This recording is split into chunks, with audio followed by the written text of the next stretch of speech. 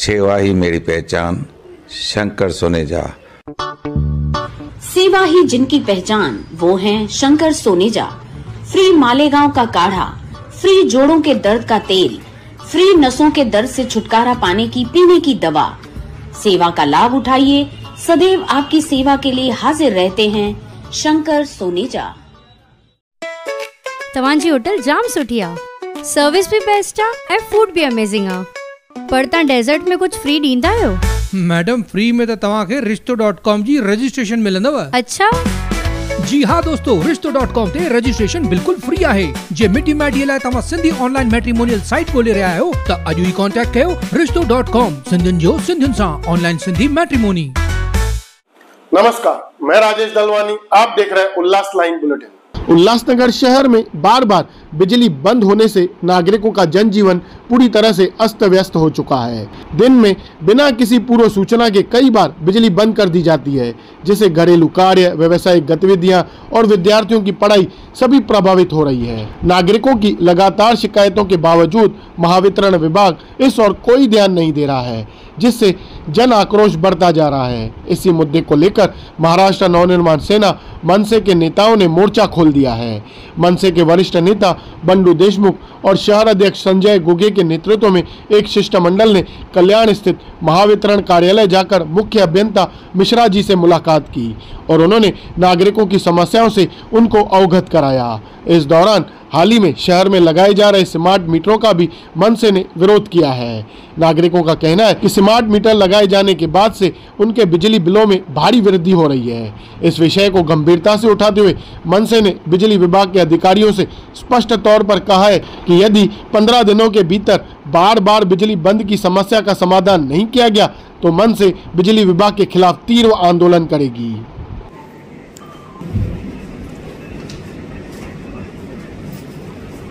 लाईटचा जो प्रॉब्लेम आहे, दिवसातनं 14 ते 15 वेळा दिवसातनं लाईट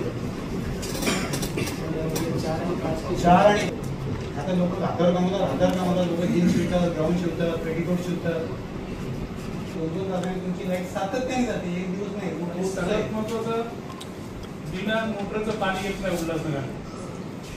करंट रेटिंग ही आहे तुम्हाला हे दाखवतो युसेज। मी जर डेली डेट वाईज बघितलं हे माझा डेलीचा कन्झम्पशन सर, तूच बघून घे। नाही सर, बरोबर आहे तुमचं म्हणणं, परंतु आमचं म्हणणं काय माहितीये का, जे मीटर चांगले आहेत ते तुम्ही का बदलताय? सर कसं आपण प्रगती तर हे बघा, प्रगती ही कुठली प्रगती आहे? जे चांगल्या गोष्टी काढून टाकायच्या, नवीन लाद आहेत। प्रगती करता करता आज वाट लागली होती देशाची। आमचा स्मार्ट मीटरला विरोध आहे, आम्ही लावू देणार नाही। जर तुमच्या लोकांनी जबरदस्ती कुठे स्मार्ट मीटर मागितलं, तुम्ही लिखित घ्या, आम्ही त्यात म्हटलेलं आहे। अजून सांगतो, जो नवीन टॅरिफ आपला लागू झालेला आहे 1 तारखेपासून, त्याच्यामध्ये जो रिबेट आहे 80 पैशाचा पर युनिट दिवसाचा, जो सकाळी आय थिंक 9 ते संध्याकाळी 5 वाजेपर्यंत आहे, तो फक्त त्यांना जर ज्यांचा स्मार्ट मीटर असेल, दुसऱ्याला नाही। कोणाला? ज्यांचा स्मार्ट मीटर असेल, कारण तो दिवसाची रेटिंग किती आलेली आहे तेव्हाच बदलू शकतो। आमचं म्हणणं काय माहिती का तुम्हाला, माझं मीटर खराब आहे, ते तुम्ही बदललंच पाहिजे, त्यात आमचा विरोधच नाहीये। परंतु जे मीटर चांगली आहेत ती बदलायची गरज काय? सर पूर्ण देशाचाच होतो। अहो देशात होतो, देश अदानीचा, आम्ही तेच सांगतोय, आता तुम्हीच बोलताय, आम्ही पण नाही। दुसरा सांगतो, याचा जो महाराष्ट्रामध्ये आहे ना 4 कॉन्ट्रॅक्टर आहेत। मी स्पष्ट शब्दात सांगतो, कॉन्ट्रॅक्टर एक अदानी आहे, एक मॉन्टी कार्लो आहे, एक एनसीसी आहे आणि अजून एक आहे, जे पूर्ण महाराष्ट्रामध्ये त्यांना म्हणजे टेंडरच्या हिशोबाने भेटलेला आहे। हे अदानीकडे 4-5 झोन आहे, सगळ्यांकडे 4-5 झोन आहे, असं म्हणजे तो विषय तुम्ही आमचे कॉन्ट्रॅक्टर आहेत। तुम्ही, मी काय म्हणतो, तो जो विषय तुम्ही होल्ड करा। जर जबरदस्ती मीटर बदललं तर मग आमच्या आणि तुमच्यामध्ये झडप होणार आणि त्यानंतर जे काय होणार त्याला तुम्ही जबाबदार असणार, आम्ही नाही। तुमच्याकडे मागणी करत असेल ना तर तुम्ही लावा ते मीटर। आमचं म्हणणं काय, माझा मीटर बदलताय, माझ्याकडनं रायटिंग मध्ये घ्या। नाही पण तसं पण फॉल्टी झालं तर ते बदलणार ना तुम्ही। खराब असेल तर लावा, तुम्ही मागणी करत असाल मला स्मार्ट मीटर द्या। आता सगळ्यात महत्वाचा विषय, तुमच्या अधिकारी आणि कर्मचाऱ्यांनी नागरिकांशी सौजन्याने वागावं अशी आमची इच्छा आहे। इच्छाची गरजच आहे त्याच्यामध्ये। नाही, काय होतं माहितीये का, ऐका, जेव्हा एखाद्याची पोलवरनं लाईट जाते ना, 2-2 दिवस लाईट येत नाही कधी कधी, कारण तुमच्याकडे स्टाफ नाही, मग बरीच कारणं असतात त्या गोष्टींची। सगळ्यात महत्वाचं ना, ऐका ना, 4 आणि 5 मध्ये आम्हाला एक जेई द्या ना। जेई नाही, हे देणार कधी होणार ते? काय बहुतेक आज किंवा उद्या याला विनस सेक्शनला ठीक आहे. आज काय उद्या ट्रान्सफॉर्मरचं काय करणार बदलायचं मला ते सांगा. चेक करून बदली करा ना तुम्ही. 80% जसं झालं असेल कारण त्याच्यावर मीटर आहे, ज्याचं लोडिंग 80% वर गेलं असेल त्याचं आम्ही करतो ऑपरेशन. म्हणजे जर 730 असेल तर दुसरा लावायला लागेल, 315 वगैरे किंवा 200 असेल तर ते आपण आता आहे का ना उल्हासनगरमध्ये एवढे ट्रान्सफॉर्मर आहे, मग कशा टप्प्याने घेणार तुम्ही करायला? जो जास्त म्हणजे समजा कुठला 90% आहे तो पहिला प्रायोरिटीवर येणार, 80 वाला सेकंड प्रायोरिटी. चेकिंगला कसं घेणार सुरुवात? चेकिंग आहे त्याचं मीटर जर बदली केलं तर चेकिंगची गरज नाही आहे. तो रेडिंग आहे आमच्याकडे. जसं ही रेडिंग दाखवलं ना तुम्हाला माझी बदली केली तशी ती पण रेडिंग अवेलेबल आहे सर. एक स्पेअर मध्ये पण आहे ना ट्रान्सफॉर्मर अवेलेबल ठेवा. मी 4-6 वर्ष झाले जागा देतोय, माझ्या तर ट्रान्सफॉर्म करायला लागत आहे. मग सुभाष टेकडी तुम्हाला स्वतःला माहिती आहे दादा, तुमच्या ऑफिसच्या बाजूला आपण 5-10 वेळा येऊन आपण तिथे सर्वे केली. तो जागा देतोय ना सर. मी जागा दुसरा सर मी काय म्हणतो, आम्ही तुमच्या बरोबर आहे ना साहेब होते ना तेव्हापासून मी तिथं बोलतोय की आमच्या इथे मी जागा देतो मिनी ट्रान्सफॉर्मरला. जागा यांनी दिली मिनी ट्रान्सफॉर्मर एक मी तुम्हाला जागा देतो. आम्ही आहोत नाही बघा. तुम्ही सुद्धा पब्लिक साठी करताय, आम्ही पब्लिक साठी करतोय का? ट्रान्सफॉर्मर बसून माझ्या घरात लाईट येणार असं नाही ना, सार्वजनिक विषय आहे सर. तुम्हाला मदत लागली आम्ही करू ना. आणि साहेब व्होल्टेज फ्लक्च्युएशन जास्त झालं. हा व्होल्टेज फ्लक्च्युएशन आय थिंक याच्यामध्ये ना मेन इश्यू अर्थिंगचाच आहे. आपल्या भागात आहे ना श्रीकृष्ण कॉलनी भाग आहे ना, तिथे पण व्होल्टेज फ्लक्च्युएशन खूप जास्त आहे. माझ्या सानेगुरुजी नगरमध्ये पण आहे. उल्हासनगर शहरामध्ये सातत्याने वीज पुरवठा खंडित होतोय. दिवसातून 8-8, 10-10 वेळा लाईट जाते. त्याच्यामुळे शहरातले नागरिक असतील, व्यापारी असतील, दुकानदार असतील, सर्व परेशान आहेत.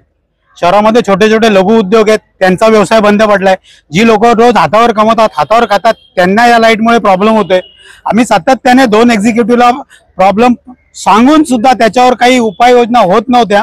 त्याच्यामुळे आज आम्ही जे मिश्रा सर आहेत मुख्य अभियंता त्यांच्याशी चर्चा केली, त्यांना एक निवेदन दिलंय आणि त्यांना सांगितलं की 15 दिवसामध्ये जो काही लाईटचा प्रॉब्लेम आहे तो तुम्ही सर्व सॉल्व्ह करा, अन्यथा महाराष्ट्र नवनिर्माण सेना येणाऱ्या काळामध्ये तुमच्या विरोधात आक्रमक आंदोलन करेल आणि त्याच्यानंतर जी काही परिस्थिती उद्भवेल त्याला तुम्ही जबाबदार असाल.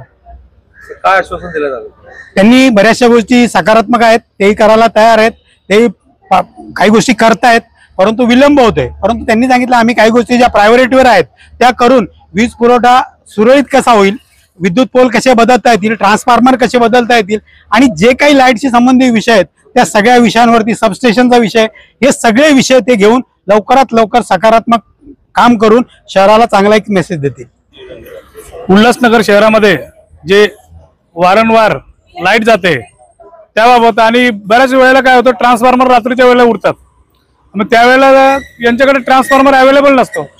तेही त्यांच्या लक्षात आणून दिलं की ट्रान्सफॉर्मर जे आहे एक स्पेअर मध्ये तुम्ही ठेवला पाहिजे. जेव्हा कधी ट्रान्सफॉर्मर उडला किंवा काय झाला, काय फॉल्ट झाला, तेव्हा लगेच तातडीने दुसरा ट्रान्सफॉर्मर बसवून लोकांना विद्युत पुरवठा सुरळीत केला गेला पाहिजे. दुसरं असं आहे की आपल्याकडे पाण्याचं जे आहे, पाण्याचा जे प्रवाह आहे तो कमी असतो आणि त्याच्यामुळे बिना मोटरचं पाणी येतच नाही लोकांना. आणि अशा मध्ये जर लाईट गेली तर काही ठिकाणी, काही भागांमध्ये लोकांना पाणीच भेटत नाही आणि जेव्हा पाण्याची वेळ असते त्याच वेळेला बरोबर यांची लाईट बंद होते. हेही त्यांच्या निदर्शनास आणून दिला की पाण्याची जी वेळ आहे त्या वेळेमध्ये कमीत कमी त्यांची लाईट, विद्युत प्रवाह बंद झाला नाही पाहिजे, म्हणजे लोकांना सुरळीत पाणी भेटलं पाहिजे. आणि त्यांचे जे टेलिफोन आहेत तिथे ते बऱ्याच वेळेला लागतच नाही. काही ठिकाणी जे पोल गंजलेले आहेत ते फक्त एजन्सीचा बहाणा करतात. आता आम्ही 1 नंबर जे ऑफिस आहे तिथे बऱ्याच वेळेला पाठपुरावा केला, ते बोलतात एजन्सी येत नाही, एजन्सीला सांगितलेलं आहे, अशी उडवडीची उत्तरं देतात. पण आता ते शेंडगे साहेबांनी सांगितलंय की नाही की ते एजेंसीवाल्याला बोलवून आणि लवकरात लवकर जे गंजलेले पोल आहेत ते नवीन टाकून देतो आम्ही. शहरवासियों को उम्मीद है कि मनसे के इस हस्तक्षेप के बाद महावितरण विभाग नींद से जागेगा और शहर में स्थायी समाधान की दिशा में ठोस कदम उठाए जाएंगे। ब्यूरो रिपोर्ट, महेश रोकड़े, उल्लास लाइन बुलेटिन, उल्लासनगर। उल्लास लाइन बुलेटिन को सब्सक्राइब करें, बेल आइकॉन दबाएं और देखिए उल्लास लाइन बुलेटिन की न्यूज़ सबसे पहले आपके मोबाइल पर।